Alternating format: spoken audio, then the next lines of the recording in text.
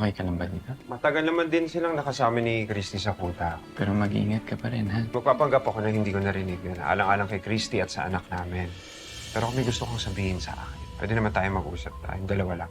Alam ko naman na may kanya-kanyang buhay na kami. Pero Nalulungkot ka kasi tinapos na nung annulment yung ugnayan ng dalawa. malaking parte ng buhay ko si Christy. Ako na lang yung isipin mo. Kami ng anak mo. Alam mo, mamahalin ka namin ng sobra-sobra pa sa pagmamahal sa'yo ni Christy. Wala si Leon? Jordan, ini-expect mo ba na porke wala nang bis yung kasal natin, tatakbo na ako sa ibang lalaki? Jordan, hindi ako ganun. Tatay ni baby Jeremy si Leon. Yun lang siya sa buhay ko. Hindi para ipagpalit ka kagad. I'm sorry, Shai. Next time. Pagbabayarin ko siya sa pagkamatay ni Buhaya. Masyadong madali ang parusa mo. Dapat mawala muna ang lahat ngayon. Si Christy at ang anak nila ang titirahin natin. Bago natin siya papatayin. O, diba nak? Paaraw tayo saglit, ha?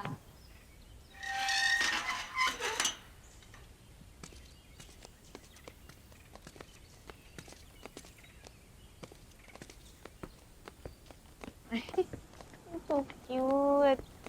Oh, Jeremy. Miss mo na ate mo, no? Oh. Mommy! Sorry, anak! I missed you! Din po kita, Mami. Si Jeremy, na-miss ka rin niya.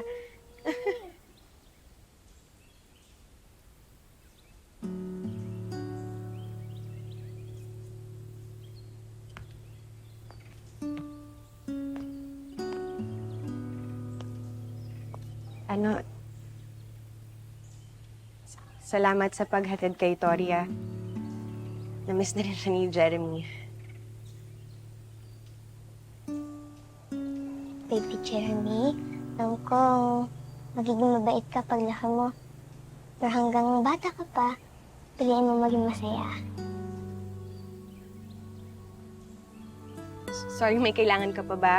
Gusto mo ng kape? Magtimpla ko? Okay lang ako.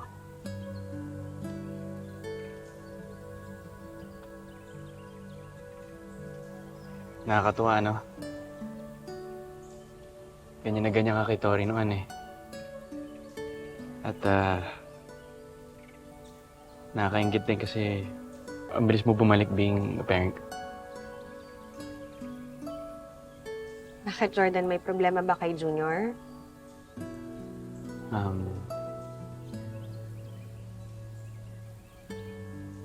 Okay naman si Junior. Ayaw lang niyang sumasama sa akin.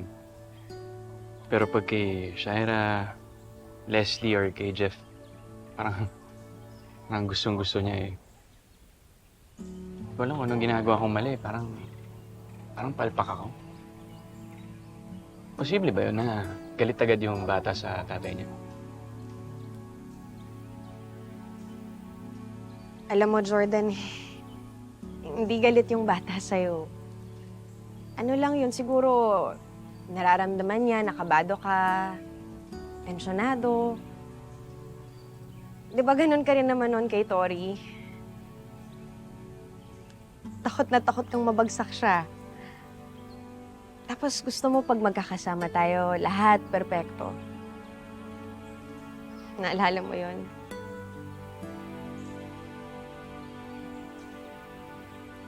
Alam mo, ikaw lang din talaga nagpapakalma sa akin noon, eh. Naging madali ang pagiging tatay ko kay Tori dahil sa'yo, Christy. Jordan, hindi. Ikaw lahat yun. Mabuti kang ama. Tignan mo nga kung paano ka mag-alala, oh. Huwag mong puwersahin yung sarili mo. Buong buhay pwede mo namang ipakita kay Junior kung gaano mo siya kamahal.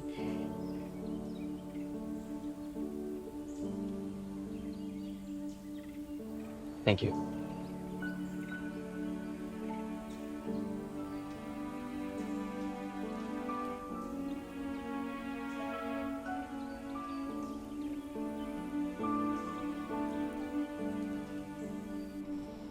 Girl, okay na ng mga suppliers. Nag-confirm na sila. Double check mo.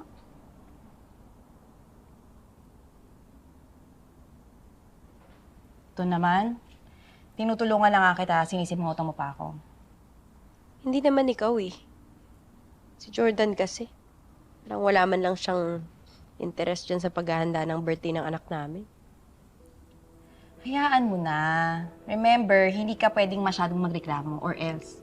Baka ma-revoke pa yung privileges mo. Sa sweet girl ka lang dapat. Sawang-sawa na ako sa pagpapa-sweet girl na yan.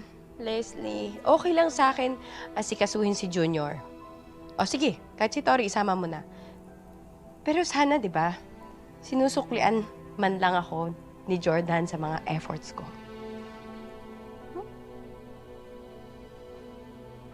OMG. Girl, ibig mo bang sabihin wala kang delay? Hanggang ngayon, parang napipilitan lang sa akin si Jordan eh. Sa akin nga yung katawan niya, pero yung isip niya wala sa akin. Eh na kanino? Ano, kay Christy pa din? Sorry. Tumatawa siya, oh. Daddy, Yes? gusto rin po ito ni Jeremy. You should take a respect din. Ay, oo, favorite yan. Talaga? Yeah. Sige, tatanda ko yung gagawin ko mamaya. Alam mo, Jordan, ganyan na ganyan ka rin dati nun kay Tori. Pero alam mo, paborito, pag nag-uunggoy-ungguyan kami. Try mo, dali. Gusto ba nito yun? Tutuwa yan, promise. Try mo. Di ba, Tori? Opo. Oo, di ba? Tingnan mo.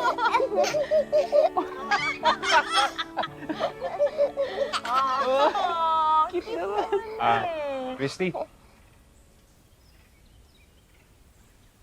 Leon, kumain na ba kayo? Gusto niyong lumabas para masama naman natin si Jeremy?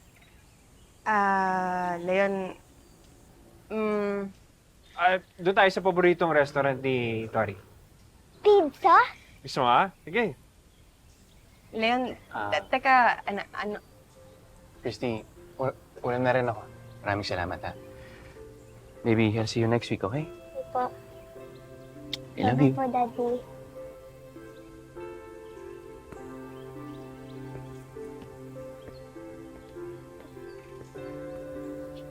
Ano? Tara? parang wala ako sa mood lumabas ngayon eh. Pabili na lang siguro tayo.